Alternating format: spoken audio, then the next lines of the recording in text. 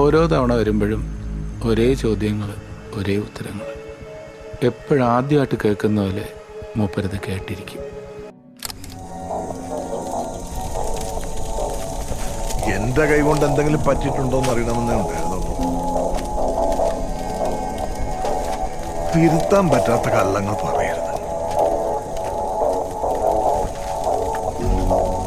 March 19-ാം തീയതിയാണ് നിങ്ങൾ medical കോളേജിൽ പോയത്. കീമോ ചെയ്തവരുടെ ഡീറ്റെയിൽസ് ആശുപത്രി റെക്കോർഡിക്കല. എന്റെ പിസ്റ്റലില് 2 ബുള്ളറ്റ് കുറവായിപ്പോ. അതിലൊരു ബുള്ളറ്റ് എങ്ങനെയാ പോയതെന്ന് സുമദത്തൻ പറഞ്ഞെനിക്കറിയാം.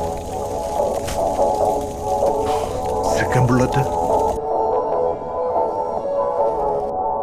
നിങ്ങൾ ആരുടെ കൈകൊണ്ടാണ് സംഭവിച്ചതെന്ന് എനിക്കറിയില്ല. ഞാൻ ചോദിക്കുകയില്ല. അബദ്ധത്തിൽ പറ്റിയതാണെങ്കിലും കേസ് മരണമായിട്ട് വരും. അവക്കിങ്ങനെ ഒന്നുകൂടി താങ്ങാനുള്ള ശേഷിയില്ല. നിന്നെ ഒരു കുറ്റക്കാരനായിട്ട് കണ്ടു കഴിയാൻ എനിക്കും പറ്റില്ല.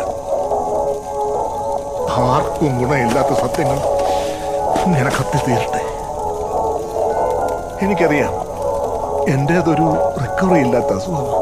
പക്ഷേ ഇപ്പം ഞാനെല്ലാം ഹാപ്പിയാ. അതൊരു ഫ്രീഡം അല്ലേ? നമുക്കിഷ്ടമുള്ള റിയാലിറ്റിയിൽ മാത്രം ജീവിക്കാനുള്ള ഫ്രീഡം.